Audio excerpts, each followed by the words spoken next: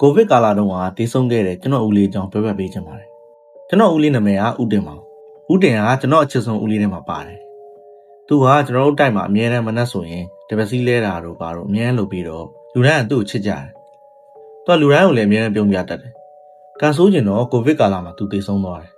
ကိုဗစ်ဖြစ်ထားတဲ့အိမ်ဆိုတော့ဘယ်သူမှလည်းအိမ်ကိုလာလို့မရသလိုအာတုပသတင်းလည်းမေးလို့မရဘူးပြီးတော့တကြိုတဲ့နေ့မှာတော့အိမ်ကမိသားစုဝင်လောက်ပဲလိုက်လို့ရခဲ့တာဦးလေးတို့အိမ်မှာဦးလေးရဲ့သူ့သမီးရဲ့သူ့မိန်းမရဲ့ဆိုပြီး3ယောက်ပဲနေတာဦးလေးတေသွားတော့သူ့သမီးငယ်မရဲ့သူ့မိန်းမအနီမြင့်ရဲ့ဆိုပြီး2ယောက်ပဲကျန်တော့တယ်ကိုဗစ်ကာလအရန်ဆိုးတဲ့အချိန်ဆိုတော့ဘလူးမအာသုဘအိမ်လာပြီးလဲနေပြီးလို့လည်းမရအောင်လာကူပေးလို့လည်းမရဘူးပေါ့ဒီလိုနဲ့သူတည်ဆုံးခဲ့တဲ့ညမှာပဲချောင်းဆိုးတဲ့အတန်တို့ခြေတန်တို့ဘာလို့ကြားတယ်လို့တော့ပြောတယ်သူ့သမီးငယ်မလေးဆိုလို့ရှိရင်နောက်ဖေးမှာလမ်းလျှောက်နေတဲ့သူ့ဖေကိုမြင်ရလို့ဆိုပြီးအောင်ငွေတဲ့အထိဖြစ်ခဲ့တာမနေ့အစောပိုင်းမှာဆိုရင်တိုက်ချောင်းလမ်းမှာဦးတင်ကိုမြင်ရတတ်တယ်ဆိုပြီးလဲတိုက်ကလူတွေကပြောကြတယ်ပုံမှန်ဆိုရင်ဦးတင်ကတပတ်စီလက်တက်တော့စိတ်ဆွဲနေတာဖြစ်မယ်လို့လည်းပြောကြတယ်တပတ်ပြီးတော့လည်းရက်လည်းလုံးလို့မရခဲ့ဘူးရက်ကလေးကဖုန်းကြီးတွေပါကိုဗစ်ကူးနေတော့တရားနာဖို့စွန့်သွတ်ဖို့မလုပ်နိုင်ခဲ့ဘူးပေါ့ဒီလိုနဲ့ပဲဦးတင်တယောက်အိမ်မှာအတန်နေပေးလိုက်အရေးရောင်ပြလိုက်နဲ့မကြုံမလို့ဖြစ်နေတာ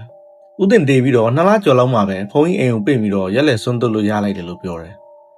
ရက်ကလေးကလူတွေထင်နေတာအိမ်မှာတရားနာစွန့်သွတ်ပြီးရင်တော့ကြွတ်လောက်ပြီးထင်ခဲ့တာပေါ့ဒါပေမဲ့အရင်တိုင်းပဲမကြုံမလို့ပဲဖြစ်နေခဲ့တာအဲ့အချိန်မှာကျွန်တော်ချစ်ဆုံးဦးလေးဦးတင်မကြုံမလို့ဖြစ်နေတာကိုကျွန်တော်မသိခဲ့ဘူးတရက်တော့ကျွန်တော်ဦးတင်အိမ်မက်လာပေးတယ်အိမ်မက်ထဲမှာကျွန်တော်ကအပြင်ကနေပြန်လာတာဦးတင်ကကျွန်တော်ကိုမြင်တော့ထုံးစံတိုင်းပဲပြုံးပြတာစကားကတော့တခုံးမှမပြောထူးဆန်းတာကသူ့မှာအဝတ်စားမပါတဲ့ပြင်ဖက်နဲ့လည်းမပါဘူးကျွန်တော်လည်းသူ့ကိုပြုံးပြပြီးသူ့ရှေ့ကနေဖြောက်သွားလိုက်တယ်လမ်းလေးနဲ့ရှောက်ပြီးတော့သူ့ကိုကျွန်တော်ပြန်လှည့်ကြည့်လိုက်တယ်သူကကျွန်တော်ထပ်ပြီးတော့ပြုံးပြတယ်အဲ့ချိန်မှာပဲကျွန်တော်အိမ်မက်ကနေနိုးလာခဲ့တယ်ပုံမှန်ဆိုရင်တေဆုံးပြီးတဲ့လူတွေမြင်တာတို့တဲချောက်ခံရတဲ့အိမ်မက်တွေဆိုလို့ရှိရင်ဇောကျွေးပြန်ပြီးနိုးလာတတ်ပေမဲ့ဦးလေးဦးတင်ကိုမက်ပြီးနိုးလာတော့ကတော့ကျွန်တော်တာမန်အိမ်မက်တစ်ခုလိုပဲဘာကြောက်စိတ်မှလည်းမရှိနေဘူးနိုးချင်းပဲကျွန်တော်အမေကိုသွားပြောပြလိုက်တယ်အဲ့တော့မှအမေကဦးလေးဦးတင်မကြွတ်ပဲရက်ကွက်လူတွေရောအိမ်ကလူတွေရောပါခြောက်နေတာဆိုတာတော်တော်ကြာပြီဆိုပြီးပြောတယ်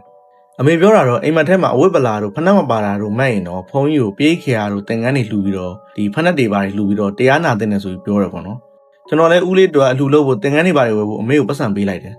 အမေကလည်းဦးလေးမိမအနီမြင့်ကိုချက်ချင်းပဲတော့ပြောပြလိုက်တော့အဲ့တော့မှဦးတင်သမီးအငယ်မကိုလည်းအဲ့လိုမျိုးပုံစံတူအဝတ်ပလာနဲ့ဦးတင်ကတနည်းညကပဲအိမ်မက်ပေးရဆိုပြီးပြောတယ်ဒီလိုနဲ့ပဲတင်ကန်းတွေပါတွေလှူပြီးဦးလေးတို့အလှူလုပ်ဖို့ဖြစ်လာတာပေါ့ဒီလိုမျိုးတင်ကန်းတွေနဲ့ဒီဖနက်တွေအပြည့်စုံပေါ့နော်ဖုန်းကြီးကိုလှူပေးတဲ့နောက်ပိုင်းမှာတော့ဦးလေးဦးတင်ရဲ့သမီးငယ်မကိုနောက်ဆုံးအိမ်မက်တစ်ခုလာပေးတယ်အဲ့လိုအိမ်မက်ပေးပြီးတဲ့နောက်မှာတော့အိမ်မှာရောရက်ွက်ထဲမှာရောဘာချောင်းလုံးမှမရှိတော့အခုနားထောင်နေတဲ့ခင်ဗျားတို့မှာကိုဗစ်ကာလမျိုးမှာဒီလိုမျိုး6ရှားစရာတွေ့ဘူးလားကြုံဘူးလားကြုံတွေ့ဘူးရင်တော့ Telegram မှာ HS မြန်မာလို့ရှာပြီးတော့ကျွန်တော်ပေးပို့နိုင်ပါတယ်နားဆင်ပေးတဲ့အတွက်ကျေးဇူးတင်ပါတယ်